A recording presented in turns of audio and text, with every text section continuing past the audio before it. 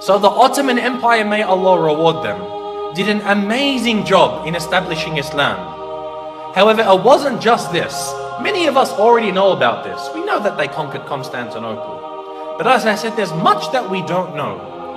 For example, many of us aren't aware of the time that Muhammad al-Fatih, rahimahullah, fought against Dracula. You've heard of Dracula before? When I say Dracula, you're probably thinking of a vampire. You're saying, yeah, Musa. You're telling me that Muhammad al-Fatih fought a vampire?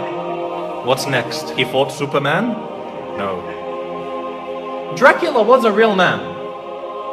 There was a real man named Dracula, and he ruled over the southern part of the country of what we call today Romania.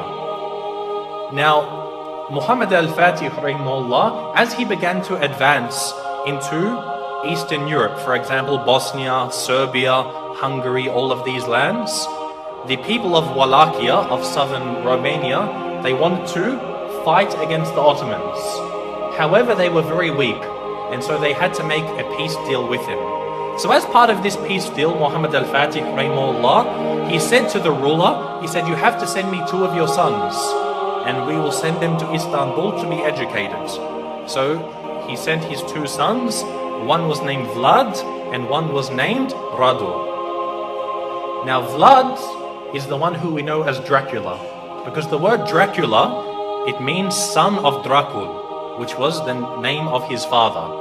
Dracul, it means shaitan, it means a devil. So he's the son of shaitan, and this is actually quite relevant. It's rather fitting when you hear about this man. What happened was, they went to Constantinople, they studied about Islam, and his brother actually became Muslim.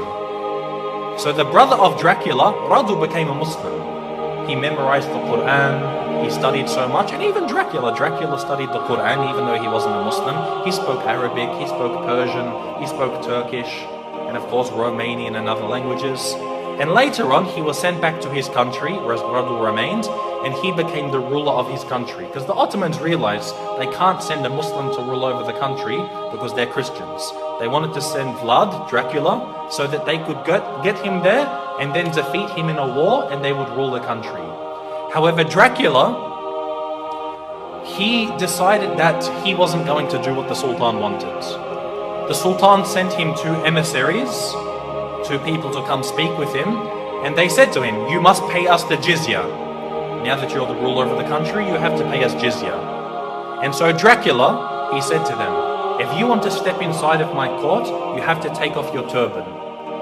And so they said, no, we won't remove it for you. We're not going to remove it for a kafir. So he said, take it off. Again, they refused. So he commanded, he told someone to come with some very big nails and hammers, and he said, if they refuse to remove it for me, then they will never remove it again. And he commanded that their turbans be nailed into their heads. And of course, this in effect killed them. So this was an act of war. Dracula had decided that he wanted to go to war with the Islamic State. And so Muhammad al-Fatih, rahimahullah, he sent a massive army to go fight against them.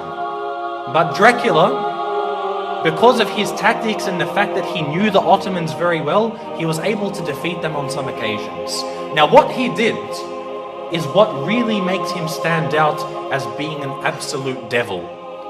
Dracula, what he did is when they would kill a person, or sometimes they wouldn't even kill them, they would capture them, he did something which is called impaling. Now if you haven't heard of impaling, it's a pretty gruesome thing to start to describe. What they would do is they would get a very, very big stick. They'd make it sharp at one end, they would insert it through your backsides, pass it through your body until it comes out of your mouth. They would impale them, they would pass this through their body. A lot of the time they would be alive as well. And this is how they would kill them. And then they would put this in the ground, then impale the next person, put him next to him. And the Ottoman army, when they went to go check on their troops, they found that on one of the very long roads leading to the capital of this area, they found 20,000 Muslims impaled along the sides of this road. Imagine this. And we suffer today. No doubt we suffer as Muslims today. But things like this, you can't really compare. 20,000 of them impaled.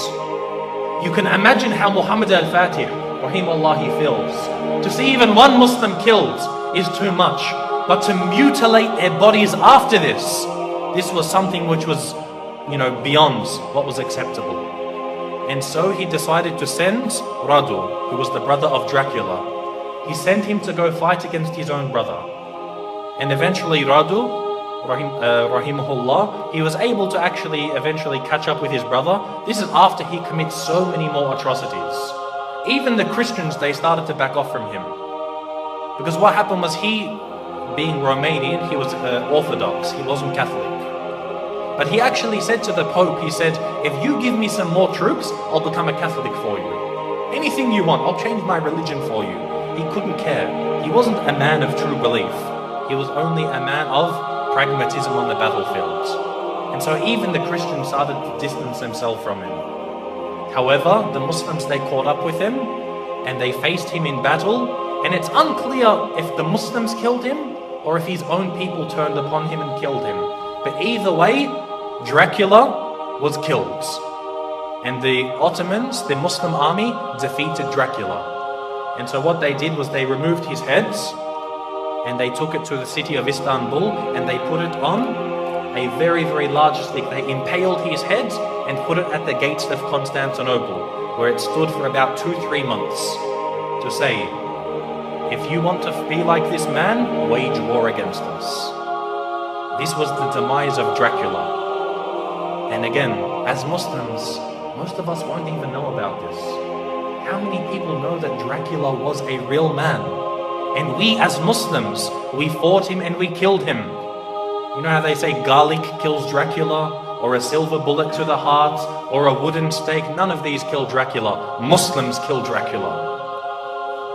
So anyone who wants to follow the way of Dracula, they will face the same wrath from the Muslim Ummah.